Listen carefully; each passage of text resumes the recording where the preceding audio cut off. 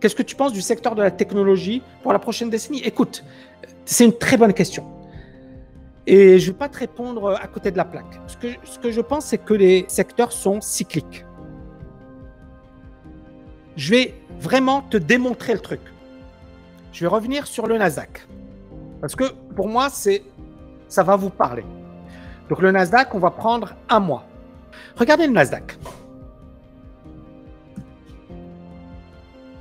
Ici, ça valait 117, d'accord? Et puis le Nasdaq s'est effondré à 20, à quasiment 85% de baisse. Hein. On va prendre le plus haut et le plus bas. 85% de baisse, d'accord? Ensuite, on a eu une remontée, mais qui était très, très, très faible. Et puis, il y a eu la crise des subprimes. Ça veut dire que le mec qui a investi ici, ou la nana qui a investi en mars 2000, elle se retrouve en mars 2009, c'est-à-dire 9 ans après, avec une perte de 80%. Secteur des valeurs technologiques. Et on va continuer parce que je pense que cet exemple, il va vraiment, vraiment, vraiment, vraiment vous parler. Regardez le plus haut. On l'a dépassé quand? On l'a dépassé en 2016. Ça veut dire quoi? Ça veut dire que la personne qui a investi en 2000 a dû attendre 2016 pour récupérer son argent. C'est dingue.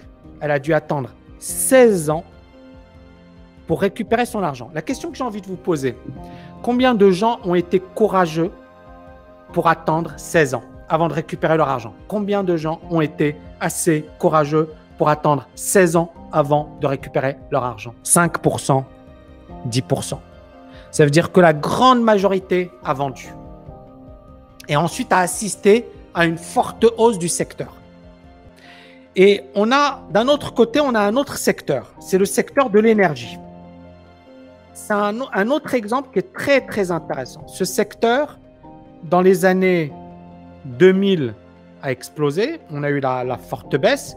Mais vous voyez que la hausse, elle était quand même assez costaud jusqu'en 2014. Et là, regardez, ce secteur s'est littéralement effondré. Et donc, en fait, la réponse à ta question, c'est quoi? C'est que premièrement, tu as une cyclicité. C'est-à-dire qu'il y a des secteurs qui aujourd'hui sont à la mode, mais demain le seront moins. Pour quelle raison? On n'en sait rien, parce qu'on ne peut pas deviner. Tu vas avoir plein d'experts, et 10 experts, ils vont te donner 10 avis. Et on en arrive à la méthode. La méthode, et notamment, ça j'en parle beaucoup dans TKL Bourse Mastery. Il y a toute une approche dans laquelle, en fait, je montre que le plus important n'est pas de savoir quel est le secteur qui va cartonner, mais avant tout d'avoir une stratégie, d'accord? Et puis, dans cette stratégie, on va intégrer les secteurs qui performent today, aujourd'hui. C'est-à-dire que, en fait, tu vas être investi sur les secteurs qui marchent aujourd'hui. Mais si dans 3 ans ou dans 1 an, le secteur n'est plus à la mode, tu sors. Prenons un exemple concret. Tesla, Volkswagen. Aujourd'hui, Tesla est à la mode. Pourquoi? On n'en sait rien et on s'en fiche. Ça monte. Regardez, Tesla. Ça monte, ça explose. Ça explose. La configuration, elle est superbe. Maintenant, tu prends Volkswagen. Alors, bof. Est-ce que vous comprenez l'exemple? Et bof, c'est pas depuis aujourd'hui. Bof depuis des années. Je vais prendre l'exemple monthly. OK. C'est bof depuis des années, Volkswagen. Ça fout rien. Pourtant, c'est une grosse boîte. Pourtant, est-ce que vous comprenez cet exemple, les amis? Est-ce que vous comprenez cet exemple?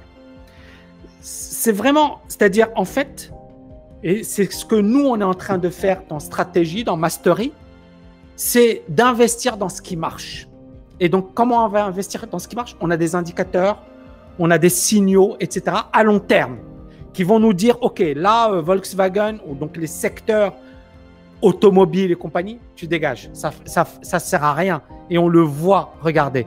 Regardez, ça ne fout rien depuis des années et des années et des années. Les gars qui ont investi, ils sont en train de rêver, ils sont en train de dire « ouais, ça va repartir ». Non, ça ne repart pas. Est-ce qu'on est d'accord? En fait, c'est le marché qui doit te déterminer si ça vaut le coup ou pas. Et tout ça, nous, on est en train de le bosser pour TKL Mastery. Ça veut dire que tu n'auras même pas à te poser la question parce que ça fait partie de notre stratégie. C'est-à-dire que notre stratégie, elle va consister à investir sur les secteurs qui fonctionnent bien et à rester à l'écart des secteurs qui font du surplace. Est-ce que vous voyez ce que je veux dire? Ça va être énorme et ça va compléter les stratégies qui existent déjà dans TKL Bourse. Donc, ça va être pour moi la meilleure formation qui soit. Finalement, la clé pour réussir en bourse à long terme, c'est quoi? C'est la discipline et c'est la régularité. C'est pas le fait de réinventer la roue et toutes les semaines de dire « oh, tiens, telle approche, telle méthode ». Non, non, ça, tu vas jamais gagner. Tu ne vas jamais gagner. Par contre, tu es régulier, tu es discipliné, tu as une approche qui a fait ses preuves. Tu as une approche qui est basée sur des fondamentaux. Attention, ça ne veut pas dire que tu vas gagner à 100%, mais tu augmentes considérablement tes chances de gagner. Mais dans les autres cas, tu n'as aucune chance de gagner, aucune chance. Tu vas perdre en bourse. Tu vas perdre en bourse. Le nombre de personnes qui ont investi sur du Vivendi et qui aujourd'hui pleurent parce qu'ils n'ont jamais récupéré leur argent, ça valait 140. Ces gens-là, regardez, ils n'ont jamais récupéré leur argent. Et c'est pour ça que moi, quand je vois les petits influenceurs à 2 balles qui vous disent « ouais, c'est un bon investissement », etc. En fait, faites un peu d'histoire, étudiez les marchés, ayez une perspective long terme. D'accord? La bourse, c'est sérieux. C'est pas genre truc muche machin, il a lu 2 bouquins et il vous explique ce qu'il faut faire. Donc, il faut vraiment, vraiment, vraiment, vraiment avoir du recul, analyser les choses.